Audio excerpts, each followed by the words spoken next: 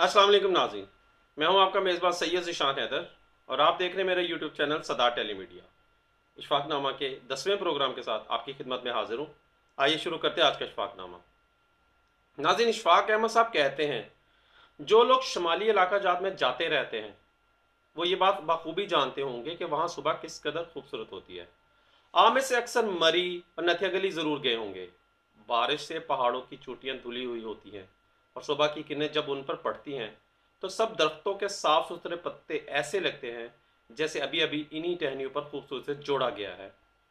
शुमाली इलाका जात में जाने का शौक़ हमें कब चढ़ा, इसका तो हमें बिल्कुल इल्म नहीं, लेकिन इतना ज़रूर याद है कि हमारे सारे दोस्त मुमताज़ मुफ्ती, कुदरतुल्लाह शहाब और दीगर अहबाब जब भी दुनिया के कामों से उकता जाते हमेशा उधर का ही रुख करते। वहाँ के लोग बड़े मासूम हैं, प्यार करने वाले हैं और मोहब्बतें बांटने वाले। हमें लोगों ने इस कदर प्यार दिया कि वहाँ से लौटना नामुमकिन है। जहाँ हमें प्यार बेइंतहा मिला वहाँ खूबियाँ भी बहुत है उन लोगों में। वहाँ खुबानियाँ सेब भी मुफ्त ही मिल जाया करते थे। मुझे शुमाली इलाका जात की खूबसूरत वादियों और सुबह की याद इस बात से आई कि गुज़श्ता दिनों लाहौर में खूब बारिश हुई और एक दिन जब मैं फजर की नमाज़ पढ़ चुका और सुबह सैर का इरादा करने ही लगा था कि एक बारिश की नन्ही नन्ही फुहार फिर से पड़ने लगी। मैं थोड़ी देर बरामदे में खड़ा उससे लुत्फ़अंदोज़ होता रहा और मैंने थोड़े थोड़े भीगने की भी कोशिश की और बार बार पीछे मुड़कर यह भी देखता रहा कि कहीं बानो ना देख ले, क्योंकि इस तरह इसे अपने भाषण सुनाने का मौका मिल जाएगा और इस हालत में देखकर फ़ौरन कहेगी कि आपको क्या हो गया है, कुछ तो अपनी सेहत का ख्याल रखें। खैर, मैं वापस अपने कमरे में आ गया। मैं अपने कमरे में आकर अपने बिल्ली को प्यार करता रहा। फिर मुझे याद आया कि आज मोहल्ले में शादी है और मुझे वहाँ ज़रूर जाना है। अब थोड़ी थोड़ी सुबह रोशन हो रही थी और वो मुझे ऊंची पुरशकवा चोटियों वाले नराले बर्फपोश पहाड़ों के इलाके की सुबह की याद दिला रही थी।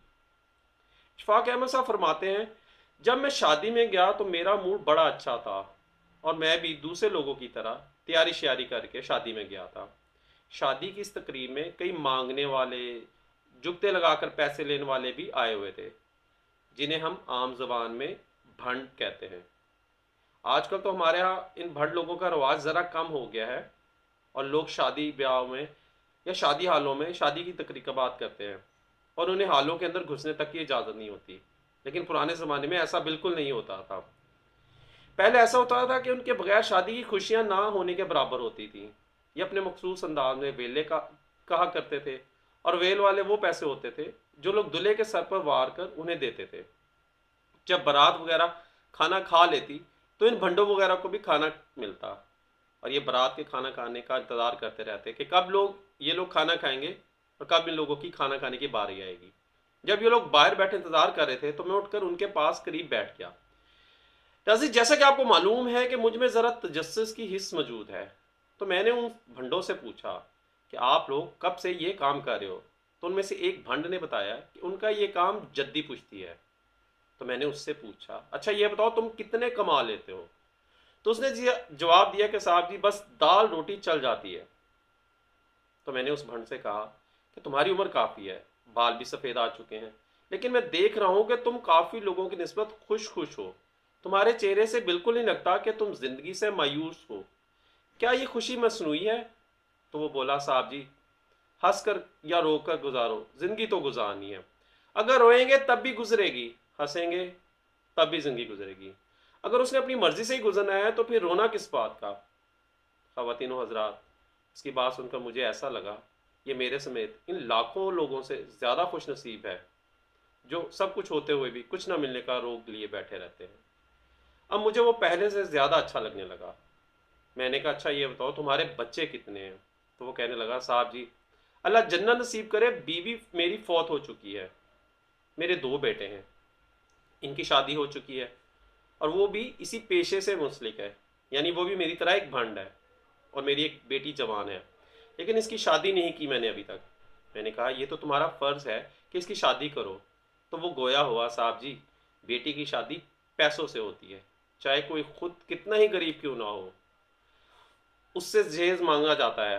लेकिन साहब जी मैं फिर भी अल्लाह के घर से मायूस नहीं हूँ, उसकी शादी भी अल्लाह ने चाहा तो हो ही जाएगी। मेरा अपने अल्लाह पाक पर भरोसा है। मैं उसकी बात सुनकर हैरान सा हो गया और अपने ही आप उड़ने लगा कि वो शख्स जो न एम ए पास था और ना ही उसने किसी यूनिवर्सिटी से कोई डिग्री ले रखी थी।